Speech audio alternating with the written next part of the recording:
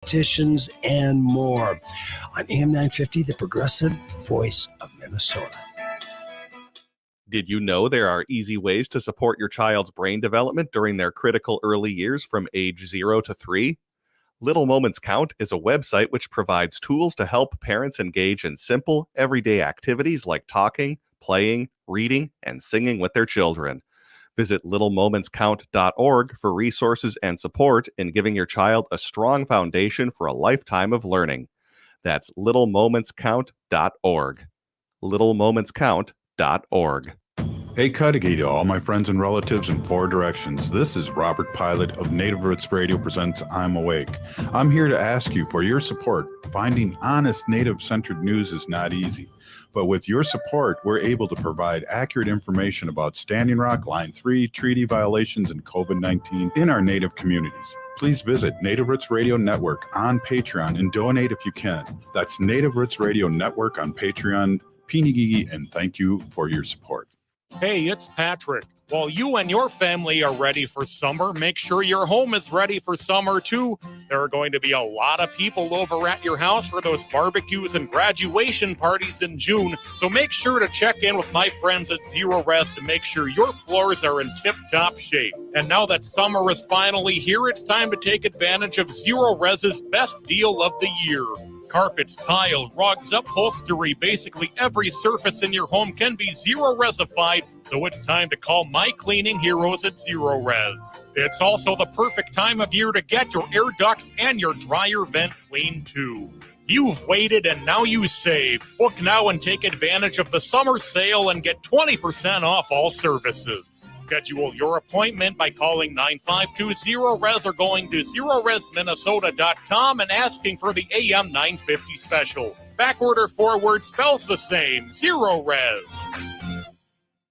With a look at your AM 950 weather, I'm Patrick Lilia. Clear tonight with a low of 62, sunshine Tuesday with a high of 85, then rain and storms possible Tuesday night with a low of 67.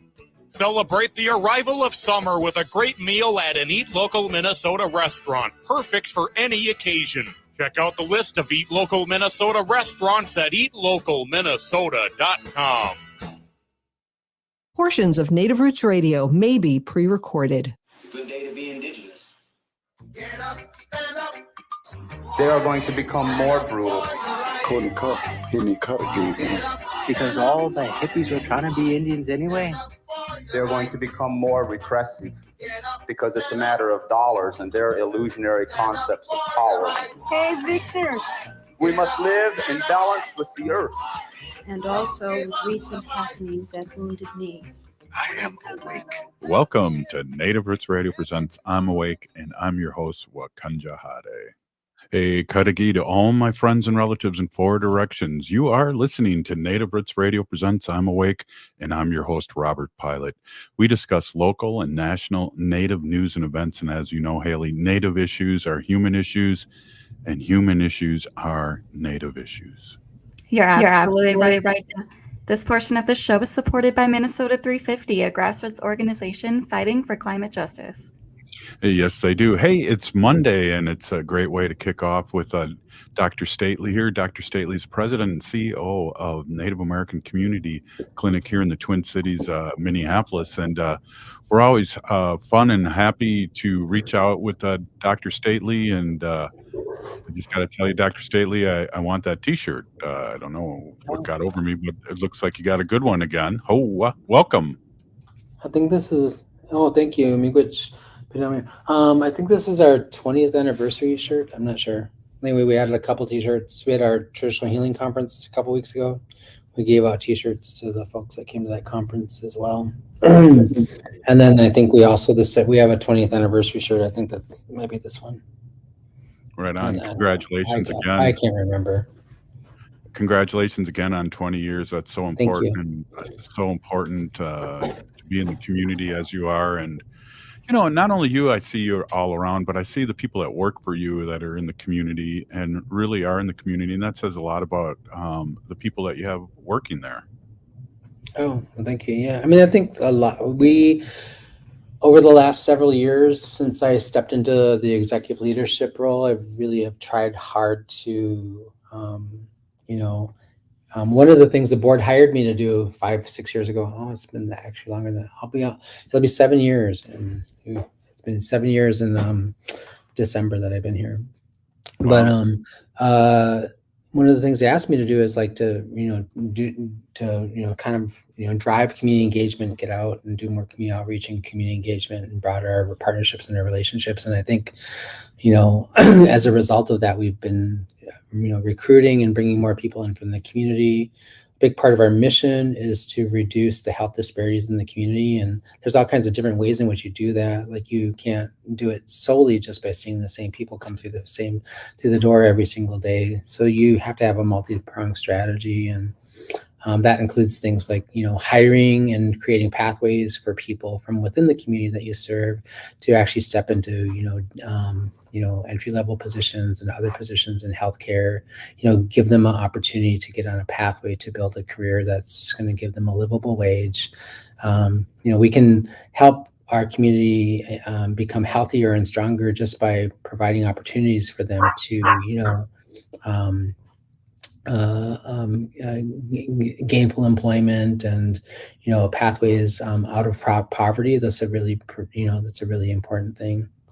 It's like, this is one of the driving forces of healthcare inequity, of course, in our communities is both deep poverty in our community, and then also the houselessness crisis. So NAC is squarely in the center of that sort of that work, and hiring people from the community so that they trust us and engage with us, and having our people out there. Like I went to a service this weekend on Saturday, and a lot of our community members were there, and a lot of our staff were there. I'll go to another funeral in a couple of days because one of our patients passed away. And those are ways we show up for each other. Our foundational value is, to show up and be a good relative in our community. And we try to do what we would do for any relative, which is show up when you're, show up not just when you're happy, when things are going good and great. Show up also when you need support, when you need a shoulder to cry on, somebody to lean on, someone to grieve with you. And those are important things to do. So. Yeah, that was an amazing amount of people. There was over 300 people there this Saturday, and that says a lot to the family and how connected that they are into the community too. Mm-hmm, mm-hmm. Yeah, a young man will be going to say goodbye to and pray for him and wish him well on his journey. It'd be on either tomorrow, I think, or on Wednesday or Thursday, probably. He was a member of our drum group. NAC has a drum group. And, young man, clean and sober, just I think didn't realize like a medical condition that they might have had that sort of kind of took his life. So just really sad situation. So I think, one of the things I think is really important is like, there's a lot of mystification still around how he passed, but I think he was struggling with depression and anxiety and a few other things, and it's unclear whether or not or he might have had some health condition that he wasn't really getting help for. And I think so many times, like, one of the things I worry about with our relatives is like, I know it is it's hard to ask for help. It's especially hard to ask as men. These are two young men who died in our community, right? That's significant. Right. Hard to ask for help, hard to voice when you need assistance. Sometimes as men, we're not really, taught from a very young age to sort of be vulnerable and to ask for help. We're kind of taught, and the messages we might receive in society for sure, but also within our community, maybe also within our family, sort of kind of like buck up, like I can't remember how many times I heard as a boy, like, don't cry. That's not something that, the old, like, I'll give you something to cry about kind of a thing. Right. So it's like, you hear that enough times in your life, you're not going to ask for any help. But I think that part of it is like, we do really have to encourage our men to to speak up and to ask for help and to let us know when they're struggling, when they're challenging, when they're having a hard time. Because our young warriors, especially, we need those young men in our lives. They have children, they have work to do, they have a responsibility to take over, like when old guys like you and I are gone, right? So exactly. Yeah, it's hard. I always felt like for myself, if I was vulnerable and started crying, I always had the fear in the back of my head that I would never stop. Isn't that weird? I mean, that I would never stop crying. So then I would buck up and not cry or hold it back and not want to talk about it. I think that's a fairly common thing. I mean, I think I've felt that way at different times in my life.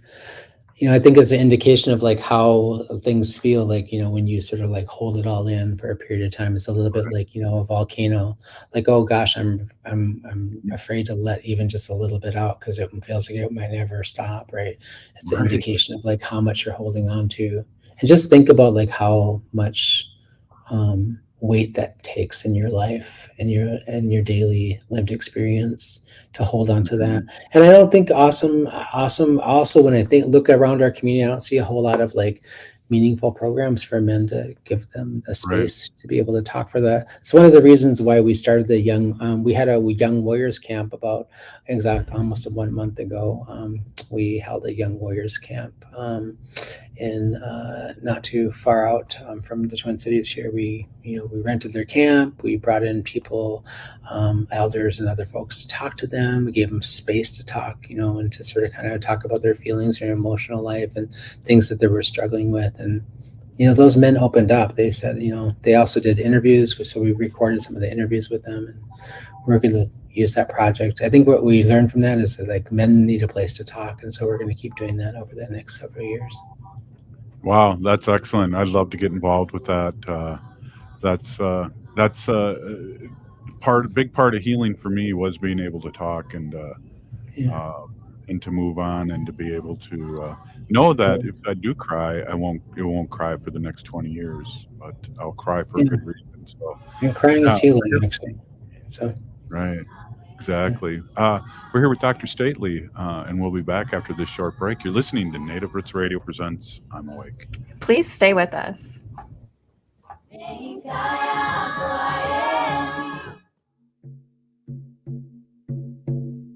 When we heal from our traumas, when we face our fears, let go of our addictions, when we relearn our values, when we live our teachings, respecting our elders, cherishing and honoring our children, when we honor and take care of our spirit, there will be no room left for sexual violence. Sponsored by the Minnesota Indian Women's Sexual Assault Coalition.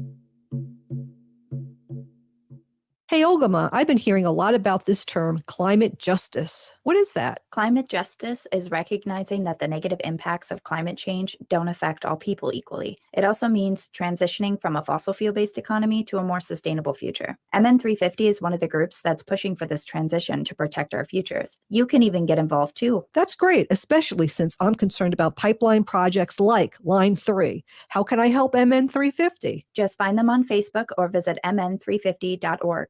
New at Woodland Stoves and Fireplaces. Kuma wood stoves and fireplace inserts. American-made, sturdy and efficient wood heaters. All models qualify for 30% tax credit you can earn for installing efficient and renewable wood heat. Come see the new wood-burning Kuma stoves and fireplace inserts. Woodland Stoves and Fireplaces has been selling wood-burning products since 1977. Kuma wood burners are hard-working home heaters made from heavy laser-cut steel. Kuma stoves and fireplace inserts have cast iron doors and large self-cleaning glass windows. You can see the firelight and feel the heat from their efficient fire. One of Woodland's many choices to make fire work for you and your home. Work with the chimney and installation experts. They not only install, but will guide you if you want to install yourself. Woodland Stoves and Fireplaces has over 35 working wood, gas, and electric units on display at the corner of East Franklin and Riverside Avenue in Minneapolis. Woodland Stoves and Fireplaces, out of the ordinary products and services.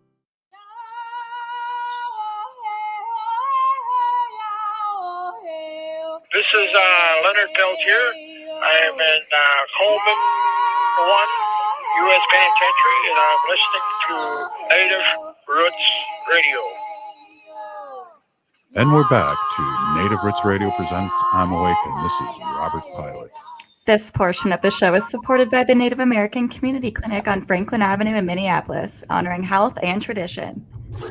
Yes, we're here with Dr. Stately, the CEO of Native American Community Clinic here in the Twin Cities, Minneapolis, on the Franklin Avenue corridor. And I don't know, we're talking about healing. We're talking about a lot of things here.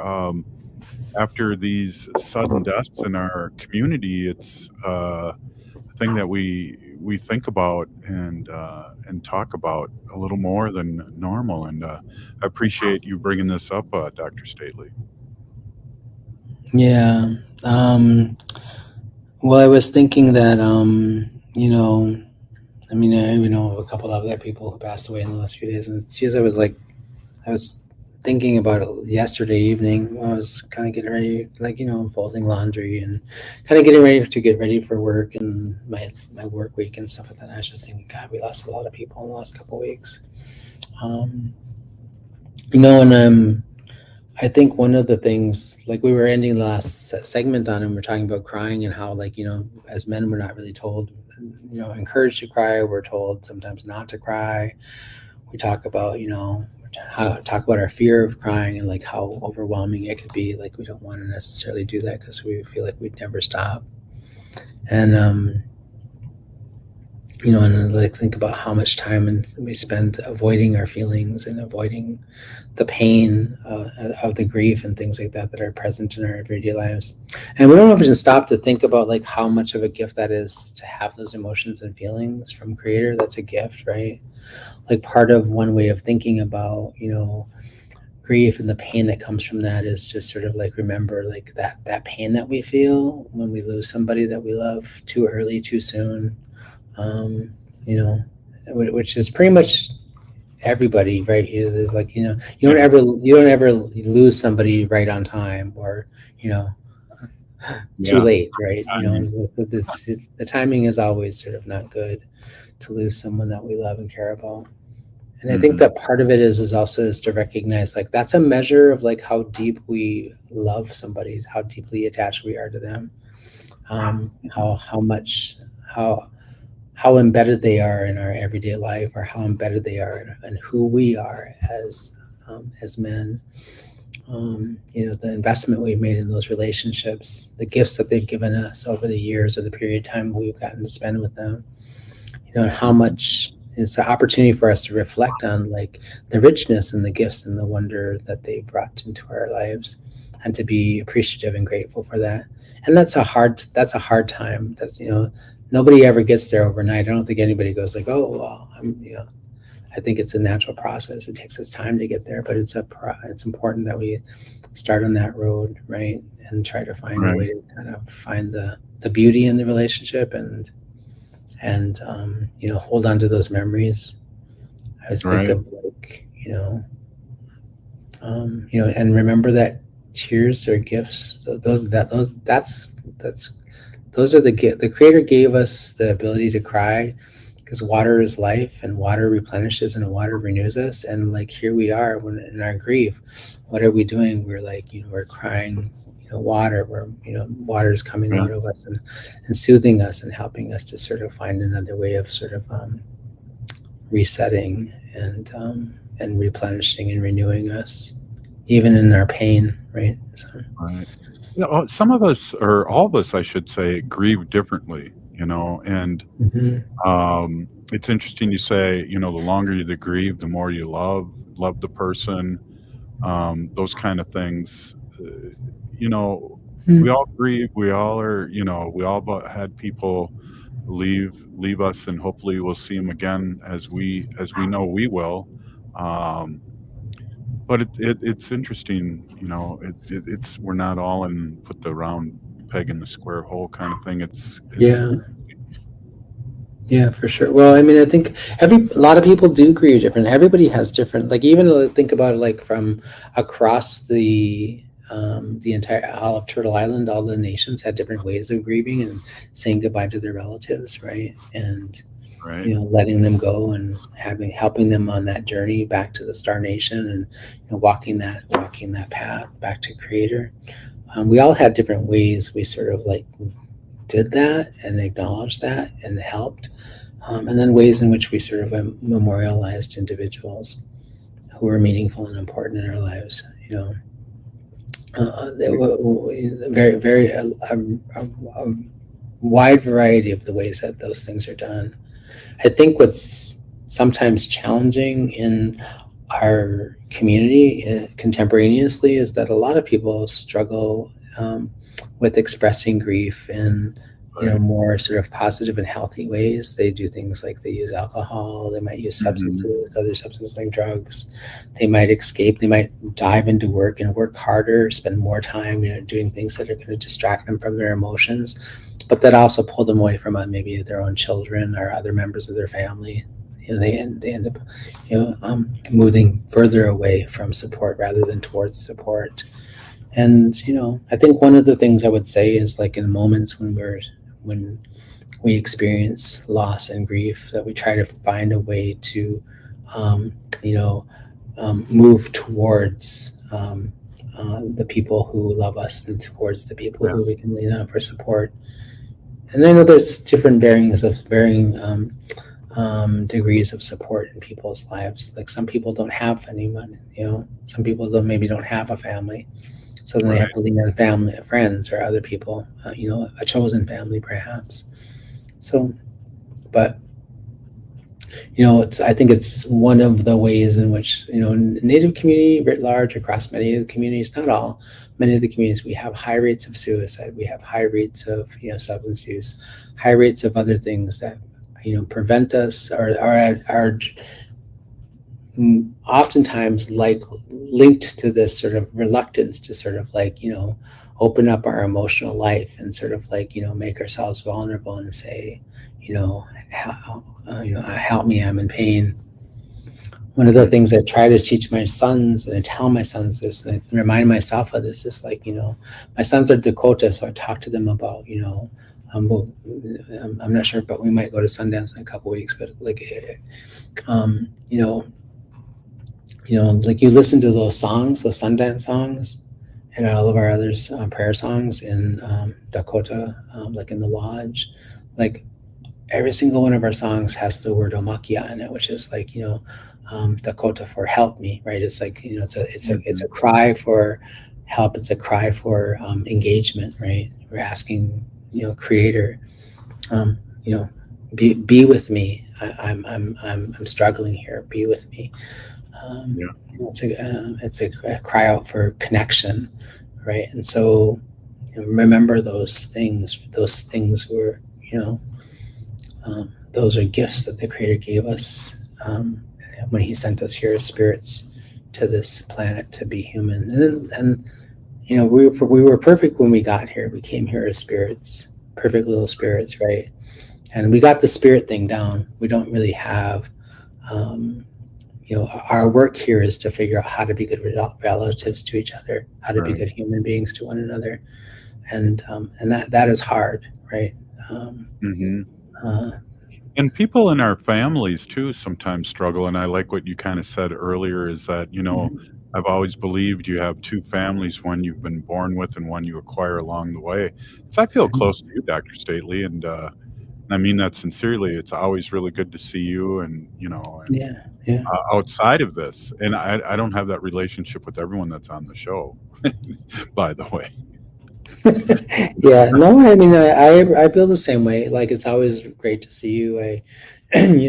One of the things I always do with you when I see you in public, and I think we do it with each other, is we like rib on each other, and we, you're always trying to remind me of like how, second class citizens, Native Ojibways are. And then, I like to remind you, like, I like to put you in your place and remind you, well, then the story goes that I talked to my Nani, who's my mother, and she said we're part Ojibwe now, and I went, what?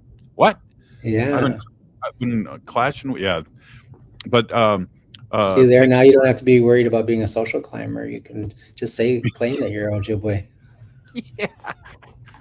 That'll be another show. Hey, we got like less than a minute left, Dr. Stately. One thing I was wondering if, you're building a new clinic, and I'm wondering, is there places where people can donate, or is there Oh yeah, I would love not a that. GoFundMe, but kind of something like that where people can support your great work in the community and all over here? Oh yeah, absolutely. Like anybody can go to our website, which is nacc-healthcare.org. It's right there on the screen right now. But on our main page, you'll see a place where you can click a tab, and it can you can say donate to the clinic. There's also we have a number of ways in which you donate. Like, and we also have a little thing on there that tells you, like, oh, you donate $25. This is what it would pay for. This is what it would reimburse us for. This is what we could do with $25. This is what we could do for $5,000. Those kinds of things. And you know what? Anything helps. Like, and if you can't give to us, give to the guy on the street who needs a cup of coffee or a cup of water or something like that. Give to, be good to each other. That's the best gift you can give to us, is just be good to each other and support each other. Check on your relatives, check on your elders, be kind to one another. Well, Dr. Stately, Peeny Gigi, really, really nice show today, and I really appreciate the talk. I feel really good. Up next, we have Edible Arts with Simone, and she's going to be talking about edible arts. That's going to be a big switch in the show, though, Dr. Stately. Oh, wow. Yeah, well, queued it up well. All right, see you later. Peeny Gigi, you're listening to Native Roots Radio presents I'm Awake. Minnesota has the only original wolf population in the continental United States. And 80% of Minnesotans believe the wolf should be protected. Howling for Wolves is asking Minnesotans to respect our true wildlife manager, the wolf. Their survival is critical to our ecosystems, our communities, and even our economy. As highly intelligent animals with strong social bonds, Minnesota wolves deserve to be protected and admired. Learn more at howlingforwolves.org. Let's live and let howl. J&S Bean Factory is a native-owned, community-supported, cozy, artsy coffee shop which offers roasted on-site beans, live music, and baked goods. Relax in the beautiful outside patio. City Pages writes, voted top 10 coffee shops. Tucked into a quiet corner of St. Paul's Highland Park neighborhood, this coffee shop roasts beans on-site from the best coffee-growing countries in the world. Located at 1518 Randolph Avenue, St. Paul. The good stuff. Minnesotans age 65 plus might qualify for Health Partners Minnesota Senior Health Options. The plan includes personal support, coverage for medical, prescription drugs, and dental, plus over 30 extra benefits. Eligibility information is available at healthpartners.com/oneplan. Health Partners is a health plan that contracts with both Medicare and the Minnesota Medical Assistance Medicaid program to provide benefits of both programs to enrollees. Enrollment in Health Partners depends on contract renewal. Your Blue Line Extension project wants to hear from you. We are working on extending the Blue Line light rail into North Minneapolis, Robbinsdale, Crystal, and Brooklyn Park, and connecting it to our growing transit system. Tell us about your neighborhood, your business, your family, and what you need from your Blue Line. Learn more and share more of your story at yourblueline.org. That's yourblueline.org. Hi, Matt McNeil for Rudy Luther Toyota. You've heard me talk about the Rudy Luther Toyota We Buy program. Now hear from someone who's actually done it, me. Our kids' car, the 2006 Toyota Sienna, served us well for 17 years, but it was finally time to say goodbye. The We Buy program is really simple. I gave them some basic information, we set up an appointment, and after a quick verification, they gave me an estimate and a check, and they made me a generous offer. It was that fast. See for yourself. Try the Rudy Luther Toyota We Buy program at rudyluthertoyota.com. Hey, it's Tom. Since 2009, All Energy Solar has been providing solar energy solutions to customers. With fully licensed electricians and installers, you can be sure that your solar installation will go smoothly. The team at All Energy Solar understands that every customer is unique. They'll take the time to survey and understand your property to find a solar solution that works for you. One of the biggest advantages of going solar is the opportunity to take advantage of the many solar incentives available. But it can often be confusing to know what you're qualified for. All Energy Solar professionals will help you find out what savings you can apply for and even help with your applications. This is especially important since many rebate programs have limited capacity and are first come, first serve. So it's important to have a professional on your side who will make sure you get every eligible rebate. Get a free no obligation assessment from All Energy Solar's commercial solar specialists by calling 800-620-3370 or visit allenergysolar.com. With a look at your AM 950 weather, I'm Patrick Lilia. Clear tonight with a low of 62, sunshine Tuesday with a high of 85, then rain and storms possible Tuesday night with a low of 67. Celebrate the arrival of summer with a great meal at an Eat Local Minnesota restaurant, perfect for any occasion. Check out the list of Eat Local Minnesota restaurants at eatlocalminnesota.com. AM 950 KTNF St. Louis Park, Minneapolis, St. Paul.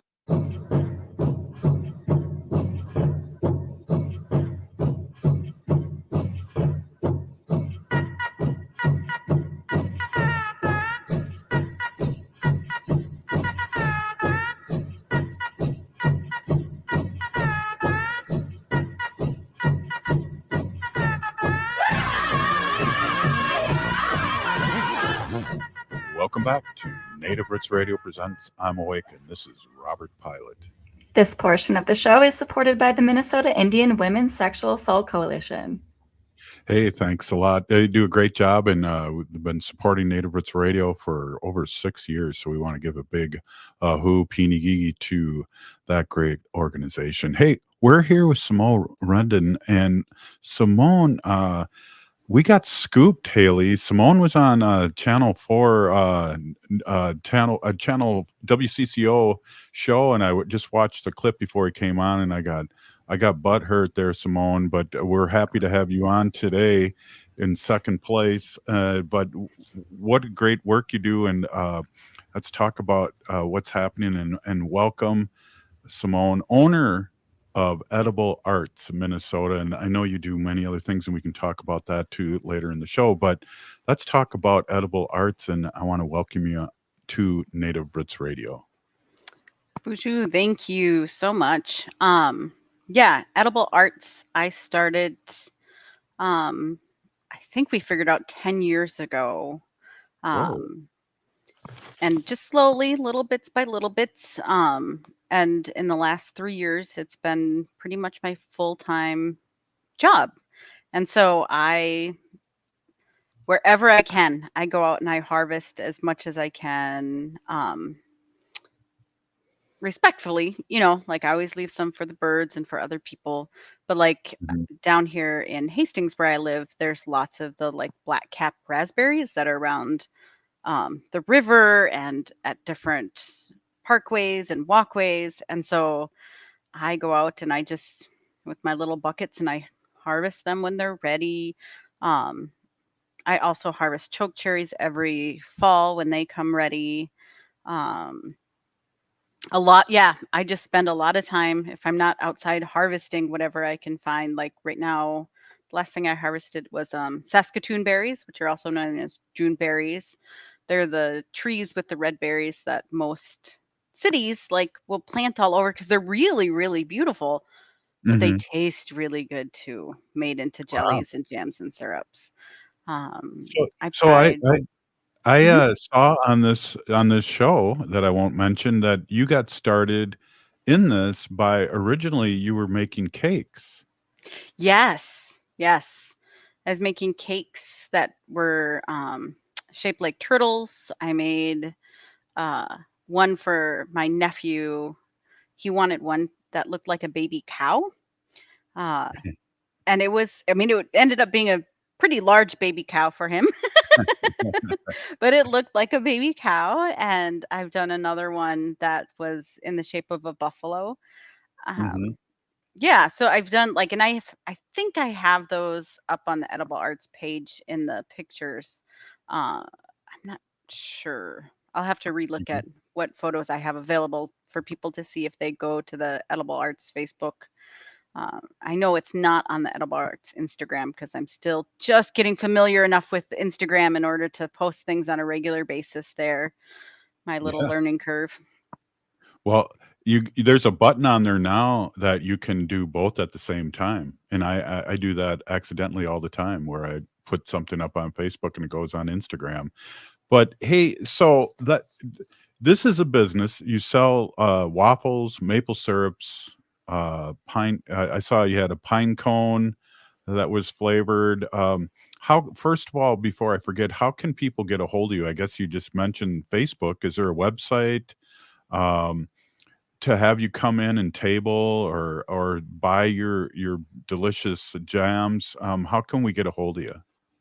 So every Thursday from 11 to 3, I'm at the Four Sisters Farmers Market, which is located at 1414 East Franklin, and that runs until October 26th. The only time I do not personally set up is if it is like 100 degrees or higher, because my products will melt. Mhm. And so it doesn't make sense to be out there in the extreme heat. But if it's rainy, come in October when it's slightly snowing, I will still be set up. I don't mind the cold. I love being in Minnesota in our winters. So that's one way, is to show up on Thursdays there.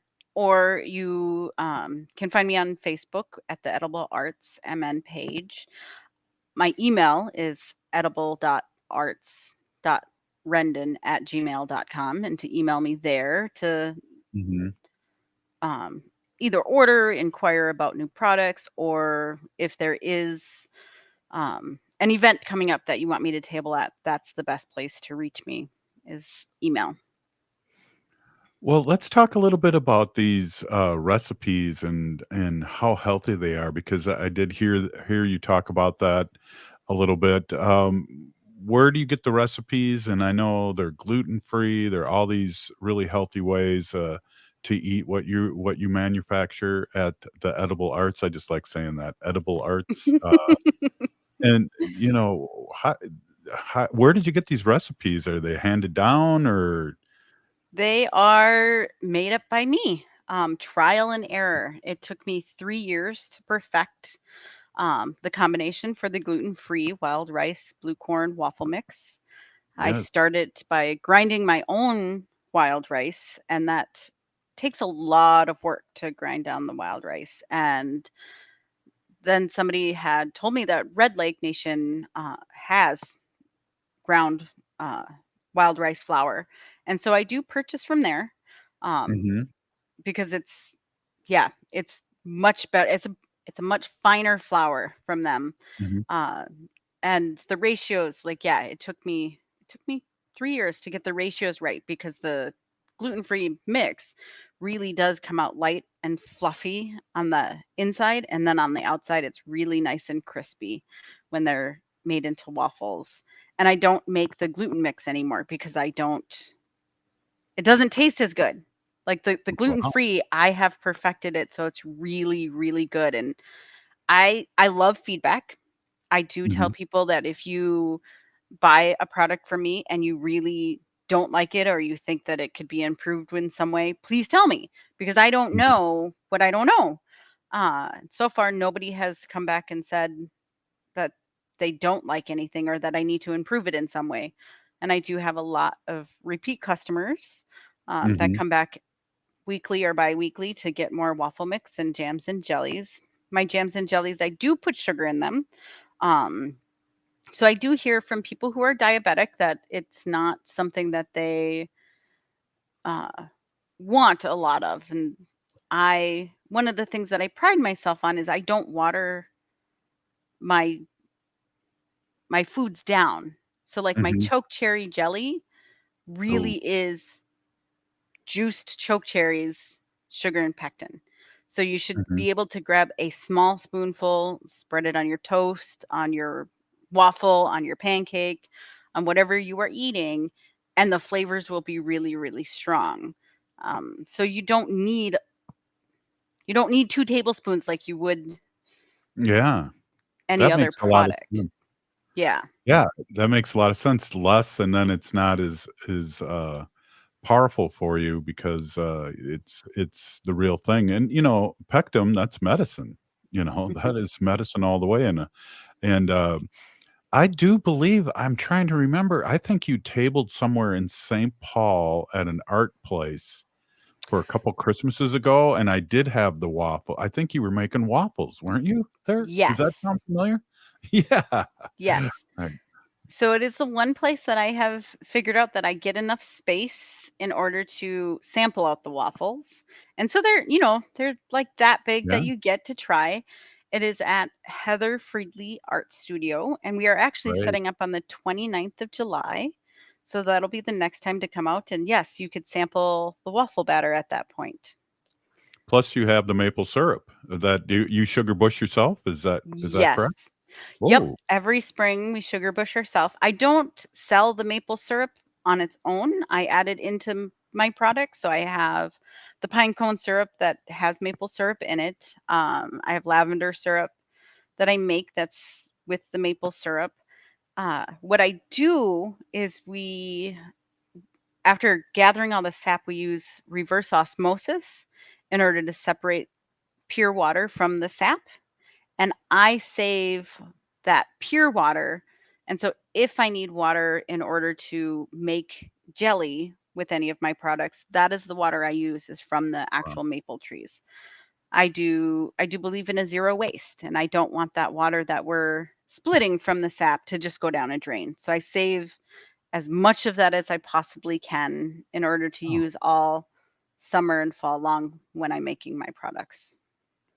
wow. Here with Simone Rendon, and we're talking about edible arts. And it does sound like it's an art, and it's taken a few years for you to perfect quite a few of these products that you sell. But talk a little bit about the pine cones that you had on the television show. That was really interesting. I had no idea you could eat those. Yes. So pine cones we've been eating for centuries. They're high in vitamin C. One of the things that I love about making the pine cone syrup, after harvesting them, and you want to harvest them when they're small and green, and Mm. put them in water, and I boil them down until they pretty much fall apart, and then I strain off what would be considered pine cone juice, and then I mix it with the sugar and the maple syrup and the honey, and I boil it down to the right temperature to get syrup. It's high in vitamin C. What I really enjoy mixing it with is nettle tea. Nettles are really high in iron, and when you're low in iron, they tell you to take your iron with vitamin C. So if you have strong nettle tea and you're adding a little bit of the pine cone syrup to it, you're getting that iron into your body, and it's able to absorb a lot more easily than just by taking the nettle tea. Wow, you're not just a edible artist, you're a scientist too. Oh, hey, let's come back and talk a little bit more. Simone, can you hang with us for another quick segment? Yes, I can. All right, we're talking edible arts with Simone Rendon, and really learning a lot. Haley, you can just jump in if you have a question too. You're listening to Native Roots Radio presents I'm Awake, and we'll be right back after this short break. Stay with us. Hey, Olgama, I've been hearing a lot about this term, climate justice. What is that? Climate justice is recognizing that the negative impacts of climate change don't affect all people equally. It also means transitioning from a fossil fuel-based economy to a more sustainable future. MN350 is one of the groups that's pushing for this transition to protect our futures. You can even get involved too. That's great, especially since I'm concerned about pipeline projects like Line 3. How can I help MN350? Just find them on Facebook or visit mn350.org. Hey, this is Robert Pilot. I taught in St. Paul Public Schools for over 25 years, and I want you to join the team and make a difference in our children's future. Right now, St. Paul Public Schools is offering hiring and retention bonuses up to $10,000 for a variety of teaching and classroom support positions for the next school year. Grow in a supportive and fulfilling public school setting. Limited bonuses are available, so don't delay. Apply at spps.org/careers. Life is a journey, and the Doherty Family College at the University of St. Thomas will help you get where you want to go. Located in downtown Minneapolis, this affordable 2-year college provides free textbooks, a laptop, meals, career coaches, and a Metro Transit pass, making DFC the perfect pathway to a bachelor's degree. Turn your dreams into reality at Doherty Family College at the University of St. Thomas. Apply today at dfc.stthomas.edu. When it comes to mental health, making connections with others can be a way forward. How do you reach out when you need someone? What do you do to support those who struggle? Connections can bring comfort, hope, and joy. Find ways that work for yourself and others, like sending a text, sharing a moment, offering a hug, seeing an old friend, creating space to listen. Visit cmentalhealth.org. That's cmentalhealth.org. cmentalhealth.org. Hi, this is Representative Sharice Davids from Kansas. I'm Ho Chunk, and you're listening to Native Roots Radio. And we're back to Native Roots Radio presents I'm Awake, and this is Robert Pilot. This portion of the show is supported by Howling for Wolves, protecting wolves for future generations. Howl! Oh, Simone. Oh. Hey. Hey, we're here with Simone Rendon, and she's a professional. She's owner of Edible Arts in Minnesota. She's also an indigenous doula and indigenous lactation counselor, which is an amazing thing, bringing our community closer and closer together. Thanks for stopping in and really discussing your edible arts. Yeah. Thank you for having me on the show. One of the things that I want to definitely let people know about being a doula is there's some myth out there that a doula only wants to support a home birth or as natural birth as possible, which is true for some doulas. And then there are other doulas who are there to back the mom in whatever possible birth that she wants. And so I don't want people to think that, oh, I'm scheduled for a C-section, so I can't get a doula. Yes, you can. Any birthing person can get a doula. And our job is to back you to get the birth that you want as the birthing person. And it's okay to meet with a few different doulas and to figure out which doula works best with you because it's your birthing experience. Yeah. Do people get a hold of you, or are you with an organization? Now we're going to talk a little doula here, but I think it's important that our listening audience that doesn't know what we're talking about, that we can inform them a little bit. Yeah, so I am part of the Nininde doulas through the Division of Indian Work in Minneapolis. And so you could contact the Division of Indian Work, or you could contact me directly. And yeah, so I get my own clients. I also get clients referred to me through Division of Indian Work. And I think right now there's 17 different doulas that are within the Nininde program, and they're all native doulas. And you don't have to be native to get a doula. There are certain things that we can offer for free for our indigenous moms. But it is also like, there is a slight charge if you are not native, so that way I get paid for my time. But it is a great, great resource to have for a pregnant person to be able to have the resources of a doula who can help navigate the birthing process, the hospital process, all of those things, questions that might arise. Like, we are there to fully back that pregnant person to have the best delivery that they can have. Yeah, that's what I was going to ask you. What does a doula do? So it's from beginning process, teaching the client or the birth mother and the father what's coming ahead, and then you said some scheduling too that you help with. We could. Each doula is a little bit different on what, and it all depends on when the parent requests a doula. So most places right now are people like request a doula towards the end of the pregnancy, like 30 weeks and beyond. But if you find out that you're pregnant, it's never too early to get a doula, because you want that relationship with your doula to actually have a trust between the two of you, which means there's a lot of talking and support that happens even in those early months and weeks.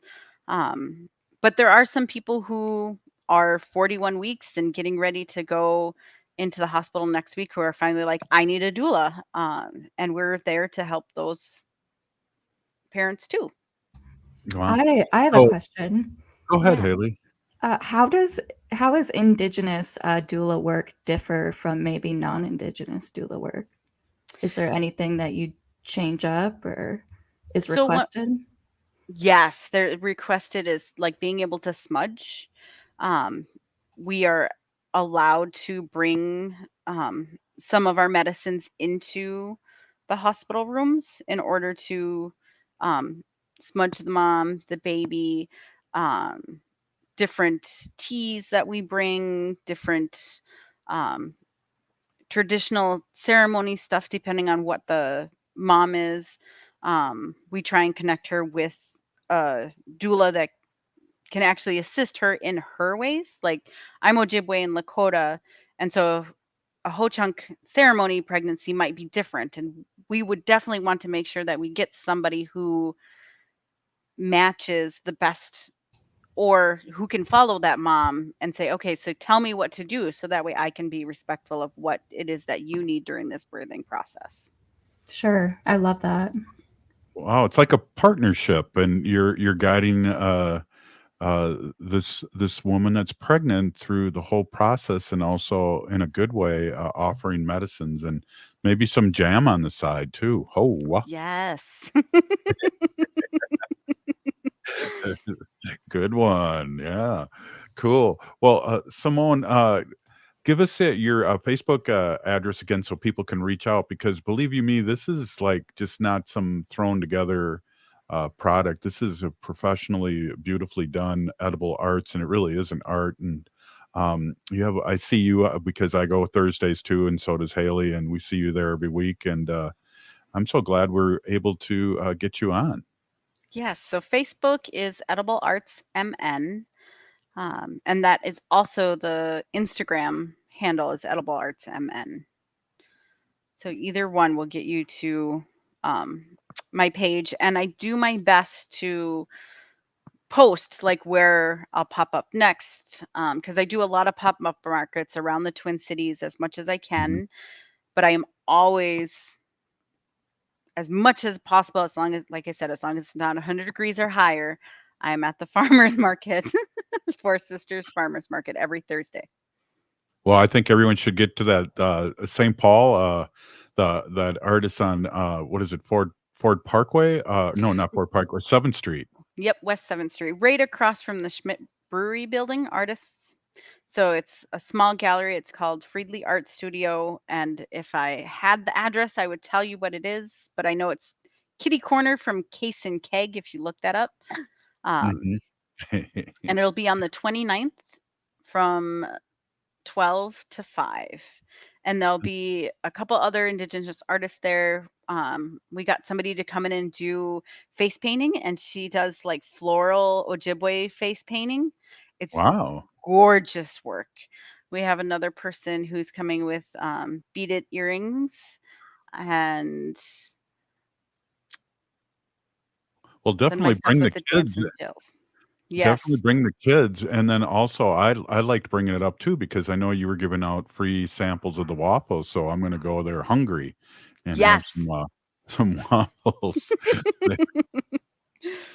Haley, before we let Simone go, do you have any other questions? No, I just maybe are you going to have more pine cone cookies at the farmers market next week? I do plan to make a set on Wednesday, so I will Awesome. have, yeah. Perfect. I'm hoping to bring 2 dozen. So yeah, and they're pine cone cookies, and they're about this big. And they're really filling. And I put pine cone in the cookie batter, but I also put pine Wow. cones on the top. And the pine cones on the top are really chewy, like a date. They're really good. Wow. Hey, thanks for stopping in. We got to do this again real soon. A lot of information, and plus talking about doulas a little bit too. That was really interesting. Simone, thank you so much for stopping in. Thank you, Robert. Thank you, Haley. Yeah, good to see you. Right on. Hey, that was Simone Rendon, and wow, that was awesome, Haley. A good guest and a lot of information, and nothing like eating healthy food. And I really like that we talk about using less jam, so there's less sugar, even though there's sugar in the jam, because it's so I want to say powerful, but it's a powerful taste, so you don't have to use as much. So, wow, that makes so much sense. Right. Yeah, so let's round it up here. Get ready for tomorrow's show.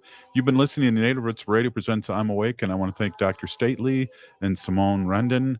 What a great show. And if you're listening to the show, you're a part of the resistance. We're still here. We are the seventh generation. Free Leonard Peltier. Now. Hey, John, I heard you're turning 65 this year. Time to start comparing your Medicare insurance options.